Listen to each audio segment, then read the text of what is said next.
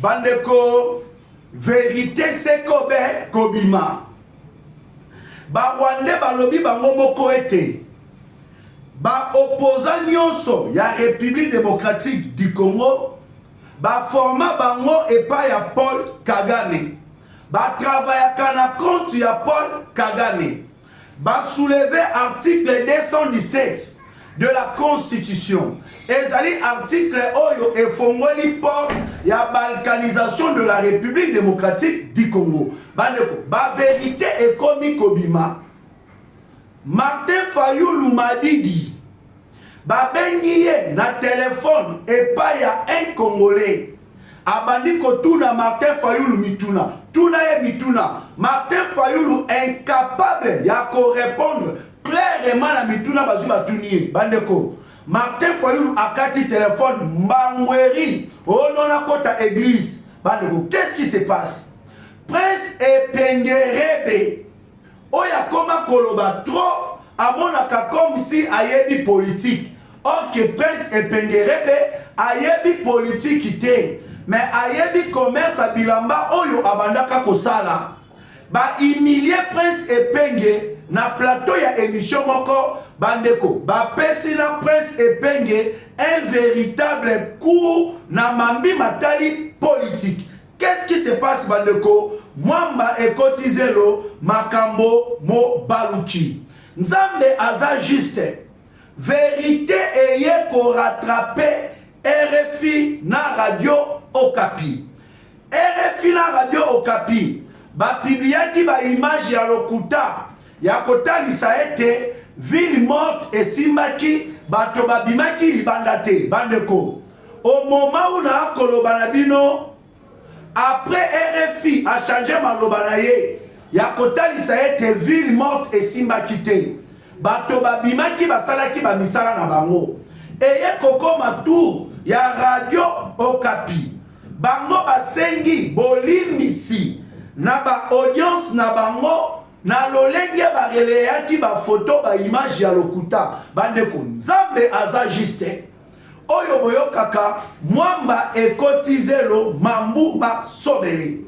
De l'autre côté, bandeko, Fanny Kayembe et le M23 bar RDF l'a fait illusion. Kagame lui avait promis les postes de gouverneur du Lualaba. Ba prometaki na Fanny Kayembe poste a comme gouverneur ya Lualaba le 30 juin 2025. Na minute bandeko, qu'est-ce qui se passe? Na pression ya ba américain. Nini oyo Kagame alobi na ba américain ete akosala bandeko. Na mi-juillet Kagame andimi nini. Bonjour à l'état na émission Mokolongalelo. Bonjour et bonsoir chers fidèles internautes de partout dans le monde, j'espère que vous allez bien. Merci beaucoup na balandi na biso ya KN8 télévision, aussi balandi na biso ya Petrouza télévision. Car du jour au jour vous allez renouveler confiance na bino na ba chaîne na bino bolingaka, et surtout vous allez ebele ya kolaikaka émission, donc koemaka émission pour na ko sécuriser yango pe ya ko partageaka émission et ça la tour du monde pour ba congolais ba koka koyeba état de santé ya mboka na bango ezali lolenge kani. Le diaspora congolais de partout dans le monde nzoto libanda ya mboka memolema na kati ya mboka ya Congo oyo ekoma bilei na bino ya tango iso eloba na lingala na tango nyonso lingala bino mo boyebi ya ba jeune mikolo yo tango nyonso me ba koko na biso lingala ya lingala na tango iso koluka koyeba Congo elala kindenge nini, Congo elamuki ndenge nini, pe mambi matali politique ya Congo, donc état de santé ya mboka na bino ezalilo lenge kali. Voilà, merci beaucoup vraiment. Kolonzambe akoba toujours na kobatela bino sans plus tarder bandeko tokota na sujet na biso ya liboso. Toloba yango awa tant de fois. Tobeta sete, tobeta mbela ya kotalisa ba Congolais. Na Congo tozali na ba agent ya Paul Kagame.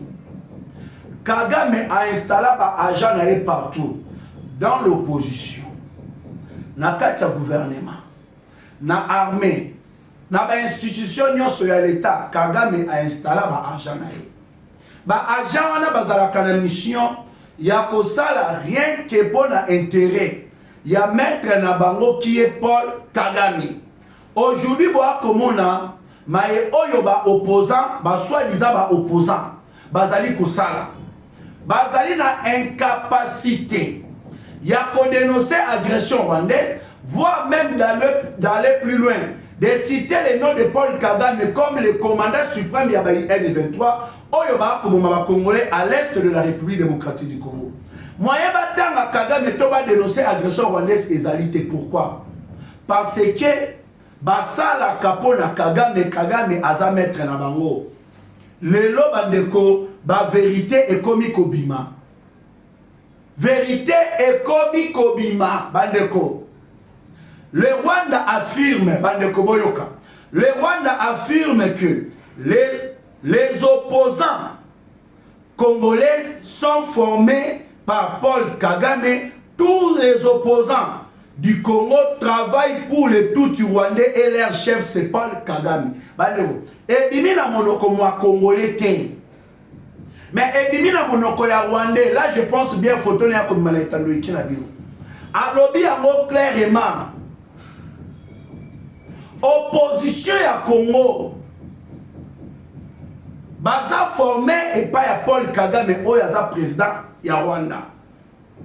Tous les opposants du Congo ba travaillaka pona batuti rwandais pe chef na bango c'est Paul Kagame. Moto akoloba yango c'est un tuti rwandais. Abakisi likolo na yango. Raison pour laquelle bandeko boa komona bato ba kotelema constitution ya Congo ba simba yango te. Ezali pona ko protéger les intérêts du Rwanda. O ezala kata constitution ya Congo aussi à ko protéger Joseph Kabila pour ces pays et kokakocha maboko te. Le Rwandais en question à l'Obiboui, article 217 de la Constitution de la République démocratique du Congo, et balkaniser le Congo. Biti article 217, où ils allaient la Constitution à Mokalabiso, ils allaient pour balkaniser la République démocratique du Congo. Bandeko. Siko bandeko nanga ba Congolais na tuna na bino mitona. Est-ce que beaucoup soutenu Baye Oyo Bazali au service de Paul Kagame. Le même Kagame qui tue à l'est de la République démocratique du Congo, Pé Azali qui occupé illégalement le territoire de Mokalabiso. Est-ce que beaucoup soutenu les opposants? C'est Yamo Ongana Lobaka, nous avons le devoir de mener notre pays. Kolinga Mokalabiso et Sengi Pé pour soutenir le président Tshisekedi. Et Sengi pour soutenir le président Tshisekedi. Un Congolais, après avoir Makamomotali ba marche, abengi Martin Fayoulou na téléphone. Fayoulou a yamba quitté. Martin Fayoulou tant a écouté la téléphone na amoni appel manqué numéro ya poto. Précisément la France. Fayoulou a rappelé. Koben abengi Congolais wana abandi kotuna Martin Fayoulou mituna. A bloqué Martin Fayoulou. Congolais wana a tout dit mon tour na Martin Fayoulou, voire même à Kamomotali constitution. Vision oyo Fayoulou azana yango pona Congo. Bandeko. Fayoulou n'a incapacité de répondre. Fayoulou a trouvé raison. Nazo kota église, nazo kota église, na Robengo R moko nazo kota église Mbangweri. Na sengi na Mardoché Kapena. A balancer les bino vidéo bomona boyoka comment est-ce que Fayoulou ba humilier et pas ya Congolais wana bola la vidéo après tout son la bino. Bonjour. Bonjour. Kotambala moko papa yuzala kotambala moko. Allô? Oui, président Martin Fayoulou, bonjour. Oui, bonjour. Oui, namoni bino bosala nini Boutcheville morte le 3 juin. Maintenant la préférée oui, pour Kabotchango pe nani na Goma te na Bukavu te. Bon, na Goma to lobi o ba kosala basala, mais aussi déjà na Butembo, na Beni et partout. Bon, na Goma sikoyo omoni kuna bato baza ko diriger kuna baza ba bato yo baza ba ba rebelle yo kota wapenda osaka balembe que Wileri. Bon, président Martin Fayoulou, je crois que nous avons le mois. Président Martin Fayoulou, excusez-moi avec beaucoup de respect que je vous dois. Mais, pour la constitution, dans mon ibino, bozo bimisaba na batu. Mais siko, lelo, makambo eleka na este. Makambo eleka na este. Il y a eu 6 millions de mamans ont été violées. Il y a eu 20 millions de morts. Il y a eu 6 millions de déplacés. Les récents à peine même. Goma tombé. Namaboka ba M23 dirigé par Gagame. Tomoni Bukavu tombé.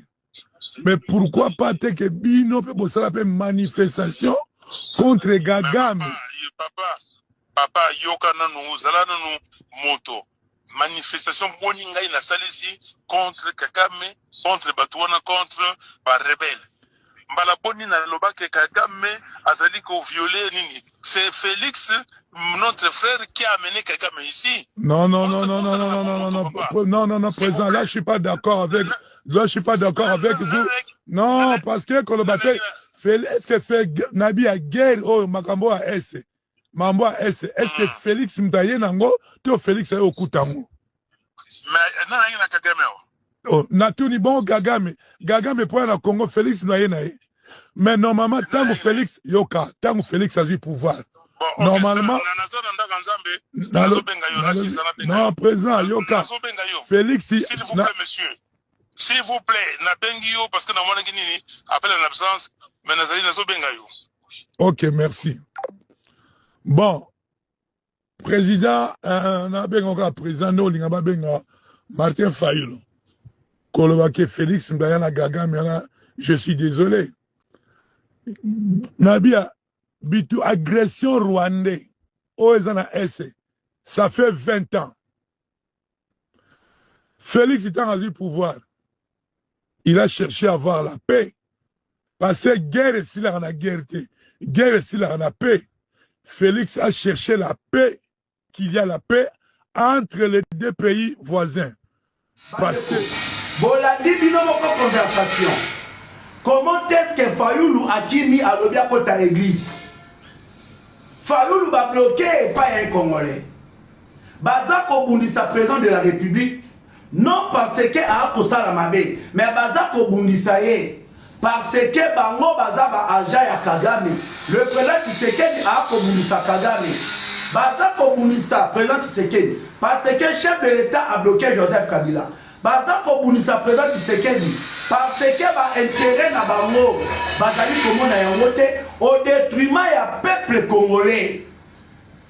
Et puis balobake Fayoulou moto ya boya comme président.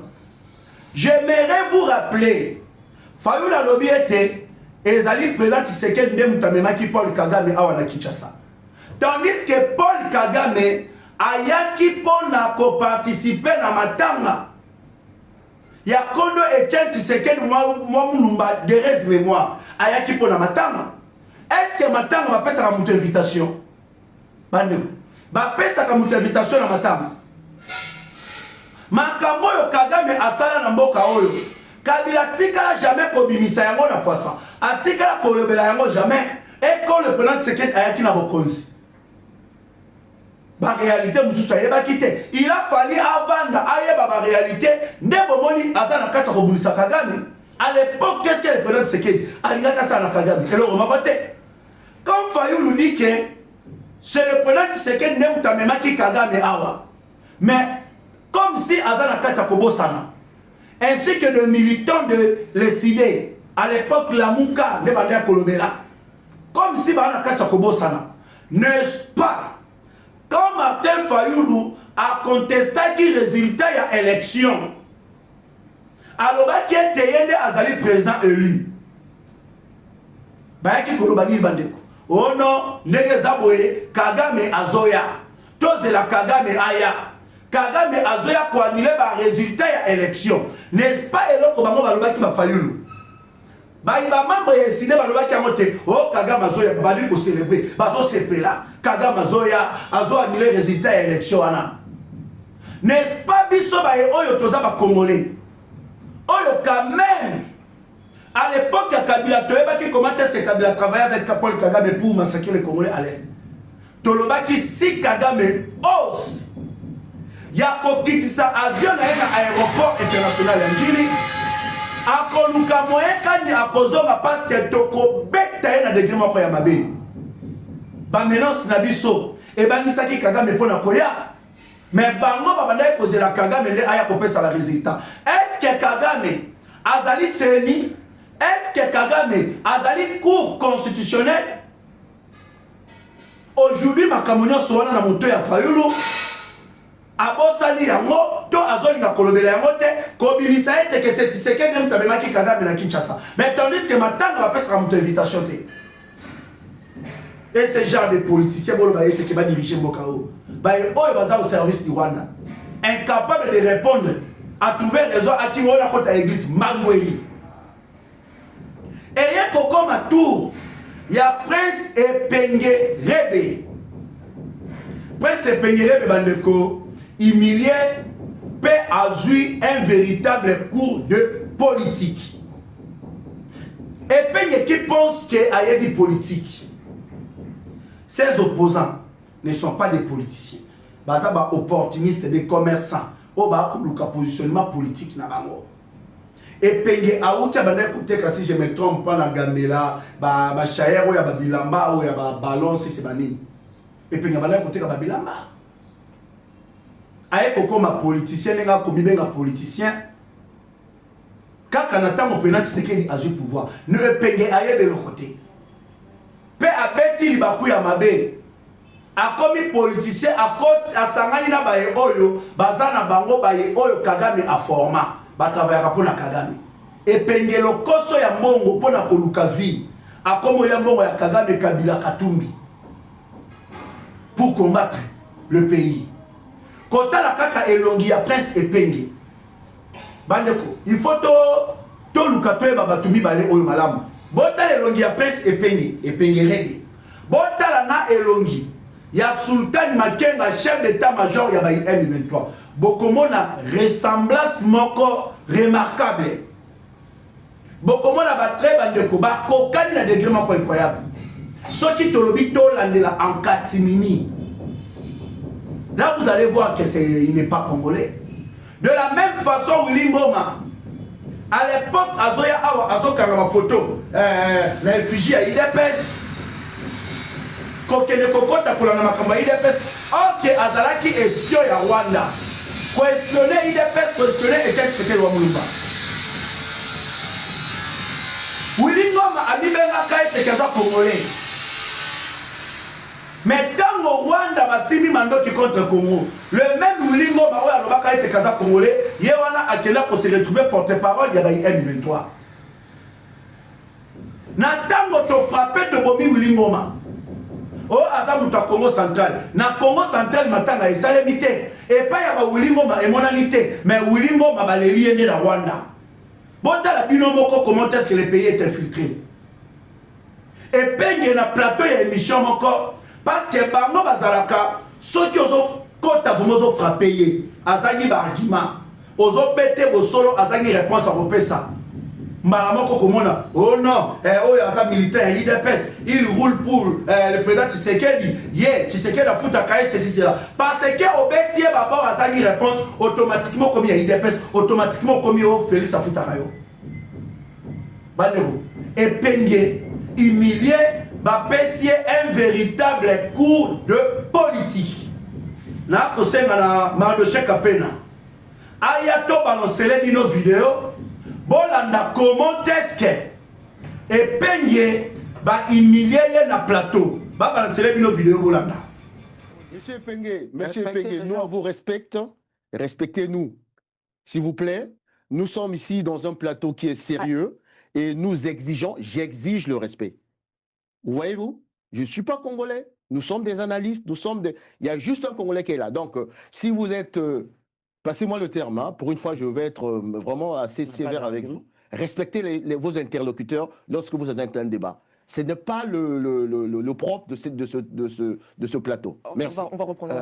Allez-y, monsieur. J'ai envie juste de dire c'est bien dommage pour la RDC aujourd'hui parce que ce qu'on voit, ce qu'on nous pond aujourd'hui sur le plateau, ça me désole. Et vous savez que quand quelqu'un manque d'arguments, n'arrive pas à prouver sa démarche, il est toujours dans la provocation un tout petit peu. Mais je ne descendrai pas à ce niveau-là. Mais j'aimerais que M. Epenge prenne un stylo et qu'il écrive. On va interpréter un peu l'article 64 de la Constitution.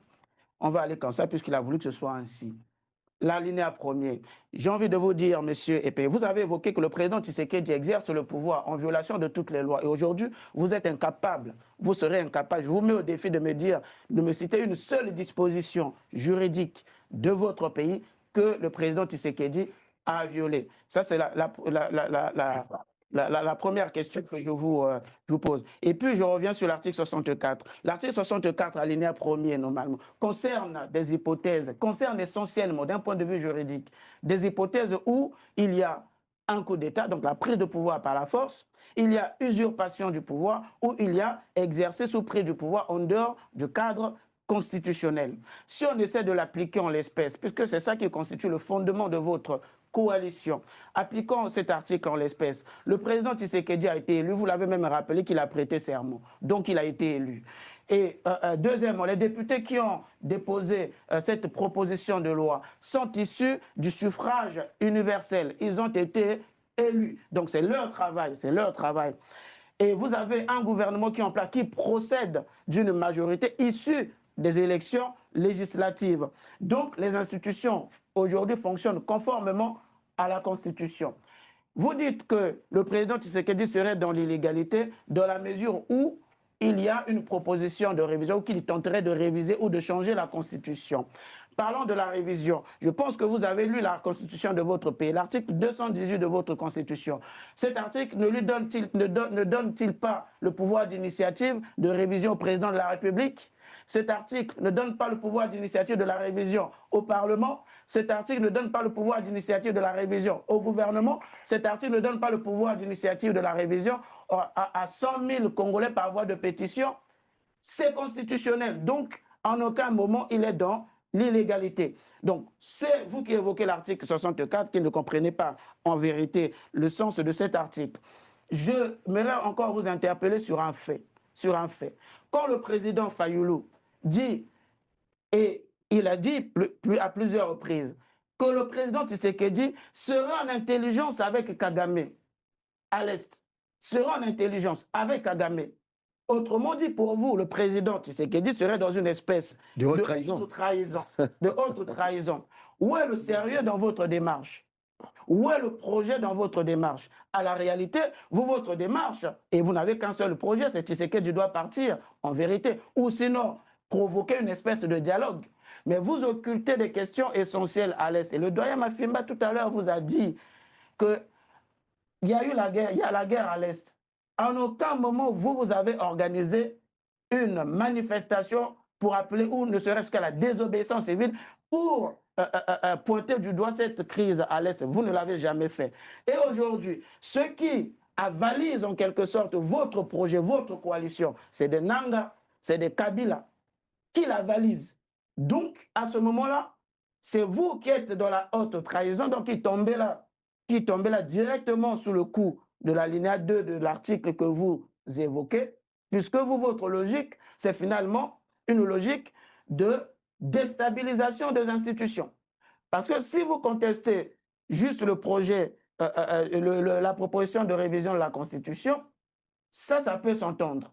Mais dire que ce projet cette proposition a pour ambition de faire, je dirais, d'accorder au président Tshisekedi peut-être un troisième mandat, à ce moment-là, vous contestez le travail institutionnel du Parlement. Donc vous êtes que dans la contestation, Et pour finir, madame, lui dit qu'il n'y avait pas de véhicules brûlés, il n'y avait pas de Wewa brûlés, etc. Mais nous, il y a eu des pneus brûlés. Ce qu'il est à Kinshasa sur place et qu'il a le monopole de tout ce qui se passe là-bas, mais il doit savoir que ce monde, et le doigt l'a rappelé, nous sommes dans la révolution numérique. Aujourd'hui. On a vu les pneus brûlés.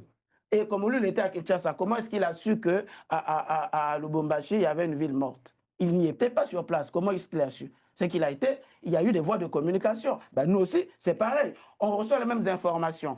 Et aujourd'hui, nous, on a vu qu'il y a eu des trucs, des motos ou des wheels qui ont été brûlés, qui ont été même renversés. Et lui, il a appelé implicitement à ce que ces véhicules soient brûlés. Et donc, là encore, que le procureur de la République m'entende et qu'il soit interpellé. Parce que ça, c'était un appel au désordre, trouble à l'ordre public. Et non... Bandeko, bolandi comment est-ce que presse penge ba pesi cours. Bango ba kimi na article 64. Donc bango moko ba ko maîtriser ya moté. N'est-ce pas oyo bango ba ko sala? Kolia mbongo ya Kabila, kolia mbongo ya Kagame, c'est la haute trahison. Le président de la République a vu bokonzi na voie électorale dans nzela ya maponami. Les députés oyo ba kolekisa loi ya référendum. Ce sont des députés élus par le peuple congolais. Ba kosala oyo ezali musala la bango. Mais bango ba koloba ete que les députés là bazali ko violer constitution. Mais tandis que bato ba kosala oyo eza musala na bango. Ba koloba ete que le président Tshisekedi akangi bokonzi akangi pouvoir na makasi. Mais tandis que azana nuna mandat na ye na numosilité. Bango ba koloba violation ya constitution. Bota la binouko. Aussi le monsieur en question a très bien dit que Epenge avant jour il y a le 3 juin 2026 on va décréter qu'il ville morte. Alors bah qui était boba telami tout kanabino ba oyo ba komisa mi tout kanaba etali bango. Mais il y a eu ba dégâts au salami la mi tout kabatu batumi ba mi tout kanabatu. Donc presse Epenge ne mutape ça qui m'a donné automatiquement le procureur général et le mobani abenga presse Epenge pour na kosambisa na makambo bazu basali ya mitu kabatu batumbi ye azi mbongo ya Kagame Kabila Katumbi asombi lupangu na poto asombi mituka mais apesi modo batumba ba mituka ya batu pe babilo kwa les sali batumbi ba mituka ya batu est-ce que ville monte elingi kolakisa bobimi na banzela batumba babilo ba batu automatiquement justice à Moka Congo il faut saisir le dossier oyo Prince Epenge Asamba soit que Sengeli Kokelango plus loin Prince Epenge doit être condamné. Prince Epenge Sengeli va condamné 64 donc ba moko baza na maîtrise na yangote. Franchement Natangela Kabilo article 64 de la constitution Makaboze Lobby. Dans l'article 64, Tangela Rabino yango awa, donc bango bazotombola mungongo. Article 64, donc bango moko bazata la maîtrise te. Ya makambo ya article 64 wana ezwe lobi. Bande ko boyoka eloko bango bazokimela me bayebi te kizo bomaka bango moko. Elobi boye. Tout Congolais a le devoir de faire échec à tout individu ou groupe d'individus qui prend le pouvoir par la force ou qui les exerce en violation de dispositions de la présente constitution. Est-ce que peut-être c'est qu'elle a du pouvoir dans ma casse? Non. Dans l'élection, va voter, c'est ni épaissi résultat. Donc élection oyo bango ba katanaki. So bolo banangai azana na kati ya mandat na ye. Sur place nini oyo akangi pouvoir na makasi. Bandeko. Ba se contredire bango moko dans l'article 64. Kokende plus loin cet article. Épaissi réponse na baye oyo bazali koluka ko renverser les régimes. Oyo ezali installé na nzela ya maponami. Et là, on dit de Sengele comme la Batouana. Bateau va renverser le régime. Ils sont en train de collaborer avec Kabila et Kagame. Pour renverser le régime en place ainsi que de déstabiliser les institutions du pays. Le même article 64 est Pessimba no likolo na bango. Bande koboyoka. Toute tentative de renversement du régime constitutionnel constitue une infraction imprescriptible contre la nation et l'État. Elle est punie conformément à la loi. Elle est punie conformément à la loi. article 64 baza na maîtrise na yango te ba changer constitution oh non ba changer constitution te nani yango pesi ba mbongo po ba défendre la constitution oyo Rwanda parce que baza ba agent ya Rwanda le politicien installé en République démocratique du Congo les opposants installés en République démocratique du Congo oyo ba ko travailler pour l'intérêt ya Kagame vérité za tete yango na insistaka na lobaka tango iso tango yo eza tango ya Nzambe makambo nyonso bakosala na kundulupe le Dieu tout puissant akodévoiler yango akobimisa yango na poisa toyaki komona RFI batambolisi babilili ya lokuta ka bazali au service ya baennemi ya Congo oh non vivement ils baké même plus loin de balancer ba photo ya lokuta RFI Radio Okapi ba relayer ba image ya lokuta de fausses informations lokola nzambala la kate Dieu est juste la vérité a rattrapé RFI et la radio Okapi oyo RFI ba yeko bongo la maloba na bango. Je pense bien ezali kobima na betando ikena bino comment est-ce que RFI baye kobongo la maloba une ville au ralenti mais pas à l'arrêt dans le rue de ce mercredi il y a des transports de bus de service public mais aussi de minibus jaunes appelés des 57 on peut aussi voir de vendeurs de riz de cambistes les stations d'essence sont ouvertes comme la plupart des supermarchés. Bango balobaki babimite lo ko salamité ville ezalaki totalement mort mais bango yo baye ko rectifier maloba na bango après RFI ezali tour ya radio Okapi rectificatif ya lokuta yo babalansaki siko baye siko yo ko changer batalisa o ezali vérité tour ya radio Okapi bango baye koloba rectificatif baye ko changer maloba na bango pe ba image oyo ba publiaki balobi clairement que publication diffusée mokolo ya mercredi le 3 juin 2026 à 6h mercredi oyo ezalaki mokolo ya jour mort décrété par l'opposition ba image wana oyo ya mbudi ezali ba photo moko ezali ko correspondre te na lieu évoqué ezali ko manquer ba précision concernant les ya ba effet oyo esalemaki ba image wana ont été utilisées par inadvertance la publication a été retirée puis remise dans son contexte réel nous regrettons cette erreur et remercions notre audience pour sa compréhension Radio Okapi babongoli maloba tozoloba tango eza tango ya Nzambe le Dieu tout puissant ana kati ya kosala ete ba ennemi de la République babima na poisa bakuna bango ebima na poisa là je ne sais pas si tu combien na combien de minutes tu na combien de minutes on nous signale tout cas juste kaka na 1 minute bande quoi nzamba za monene Nzambe aza monene voilà tokomi na point ya suka avant ete tokoka ko chiter na émission mokolo malelo Fanny Kayembe et le M23 bar RDF. Au moment où je vous parle, le peuple congolais, ba congolais à mauvaise qualité. Oyo bandimaki ko trahir mboka na bango au profit du Rwanda à cause ya ba promesse oyo Kagame apesaki na bango. Na minute oyo bakomi kolela, bakomi koluka même mboka nini bakoki ko kende ko trouver refuge. Mais tandis que ba kobosa na mboka oyo bango ba ko soutenir pour na kobunisa Congo ki le Rwanda. Pourquoi bakoki ko kimela na Rwanda te? Fanny Kayembe Kagame apesaki na ye promesse que bakoko misanaye gouverneur du Lualaba pour le 30 juin 2025.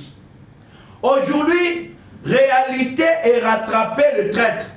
Les États-Unis d'Amérique va exiger fermement le départ du M23 par RDF de la République démocratique du Congo. Le plus drôle est allié que ces Congolais qui ont trahi la nation, Bazali Koluka maintenant l'asile au Kenya ou en Ouganda. Babosani bizarrement. Les Rwanda qu'ils ont pourtant servi, il y a comme massacre bandeko na bango moko, babosani Rwanda, bokima na Rwanda. La trahison ne paye jamais. Soit il y a peut-être yango wana. Bakomi ko regretter, bakomi ko lela. Bandeko. Boya na bon côté de l'histoire. Car du jour au jour, les éléments du M23, il y a des Congolais bazana akati mouvement ba M23, ba komi ko ya komiti ka bango moko na maboko ya FADCP ba wasalendo.